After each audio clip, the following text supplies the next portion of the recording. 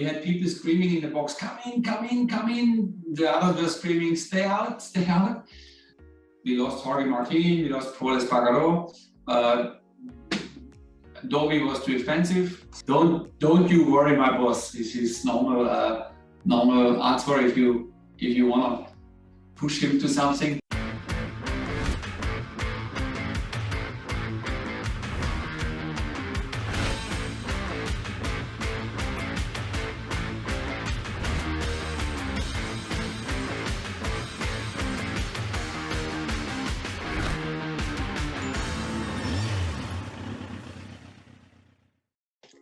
I start with an easy thing.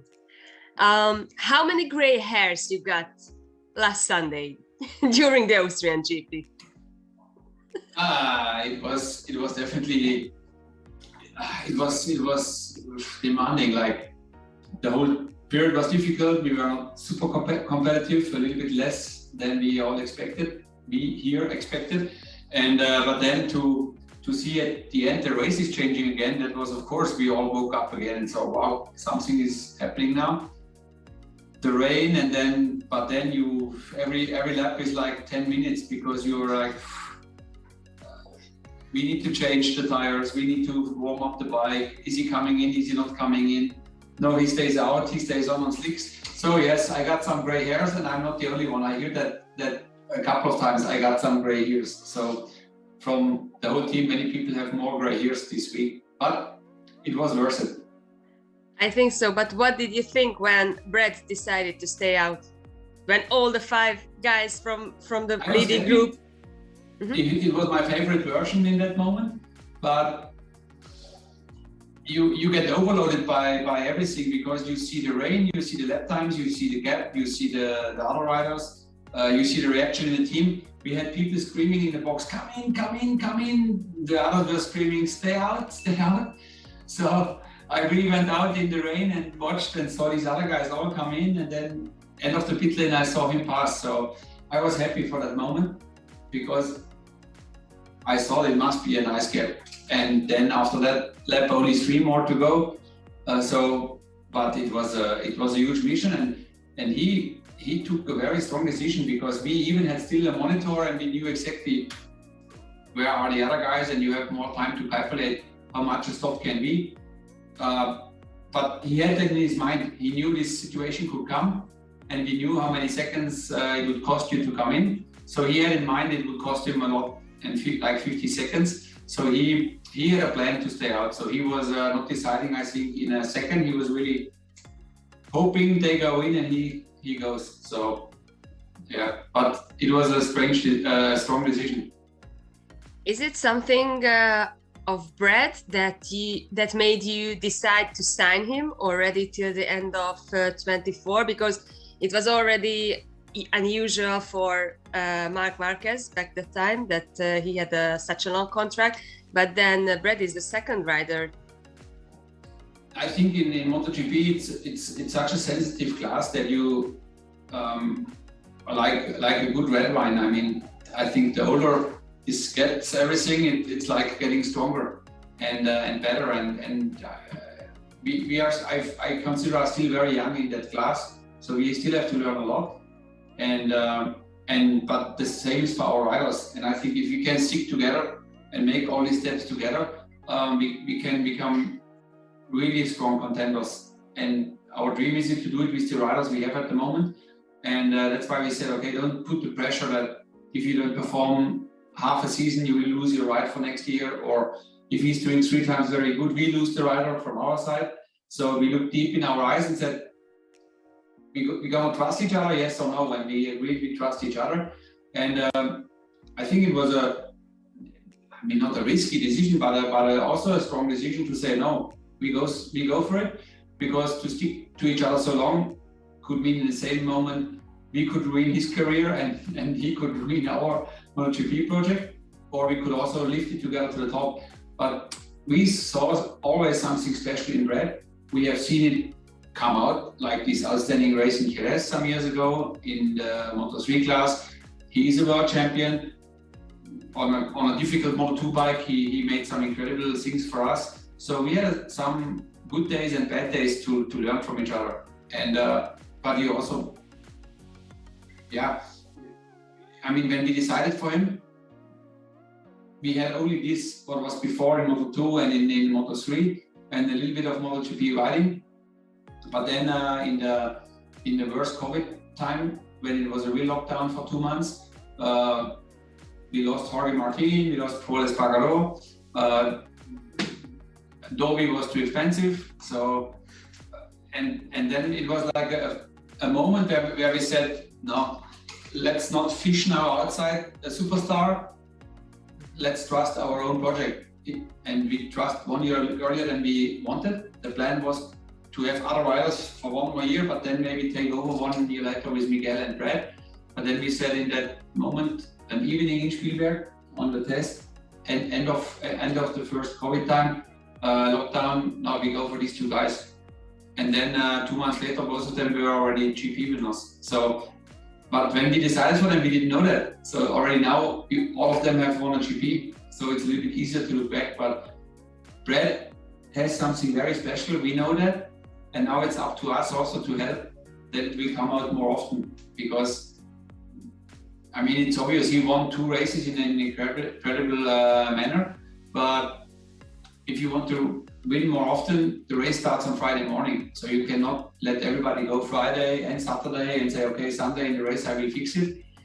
I think that's still possible in Moto3 if you're an outstanding rider. Like Pedro Acosta could win any race from any start position at the moment, but not in MotoGP. So I think, but we realized that we have a good plan for that, and yeah, but we saw the special thing in Brad all the time, and he gave it back to us already more than enough. Mentioning that looks like for now to be a Sunday guy, and you just said that you had a plan for that. Is it a technical side plan? Is it something you think you should work on him, his mental setup, or the working process? What's the key? That's the unfair part in MotoGP. You need to cover all of that. So you need to have a good plan from the technical side and understand the rider. And I think, for example, you should not bring too many test parts for Brad on a Friday, because he has already enough trouble to get on speed. And then he can, in the race, sometimes do better lap times than he can do in a more qualifying lap. So it's clear where his weak point is, to work on that sprint moment, be ready from the first moment, and not have this South African coolness to say, yeah, don't you worry, my boss. This is normal answer. If you want to push him to something, don't you worry, boss. I will get it right. He's so calm and cool, but we need to wake him up to be more aggressive more early. And yeah, I mean, his manager Bob Moore is also around now, and I think he's a good guy, a former racer. So I think together we will get him there. And he realized himself, we saw, look what chances you have, but you need to be there. You need at least to start from the first 3 rows and not somewhere in the back. The risk you have in the first corner, the risk you take to pass other riders when the tires are still cold, and it's like plus. So every second weekend you're gonna have a mistake by this pressure. So we work on it to get this diesel. I compared him this week first time with Ryan Dungey, who was called a diesel because he was in America also. In the beginning of the race, not so strong, but in the end of the race, unbeatable. And it's a bit the same style of Brad, that at the end of the race, if he's still there, then he will do it. But to get him there, it's a mission. So we work mentally, technical wise, but also I think normal things like food, when to eat and drink what, that you're really fully fresh and awake for each session, and how to warm up before a session to be really ready and not just ride out and see what's coming. So I think we know where we need to work on. Do you have a specialist for this on the field during the races, or you do it, let's say?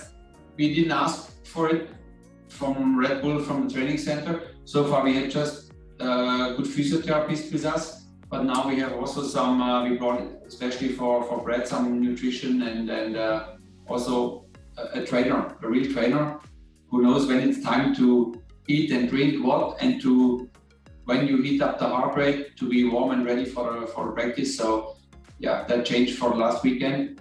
And yeah, the win was there, but Friday, Saturday, we were still not good enough. So we have to get better on this.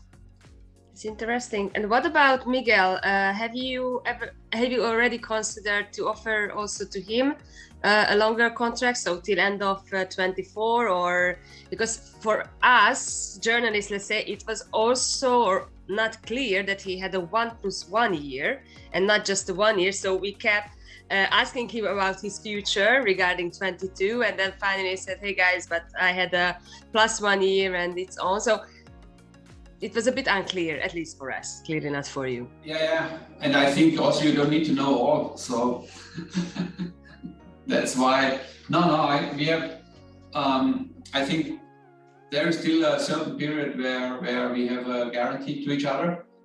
There is an emergency exit for both sides, which we both don't want to use. So I don't see that Miguel is leaving us in the near future. We want him absolutely to stay. And so we have just details to clear every year if we want to go on from both sides for another year.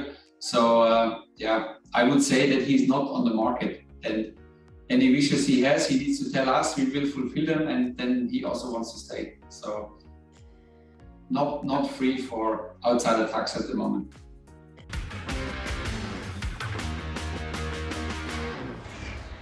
We had the chance to split on that Saturday in Spielberg, but nobody wanted to split. The family and the rider must at the end confirm and want to stay, because if we force him by contract to stay, it will not work. But this was not a nice way to inform Iker and Danilo 2 hours after we made it official. I'm very sorry. This was a sad moment that I had to inform the guys upside down. The very last call before we decide the contract is still valid or not is the personal talk, to look in the eyes.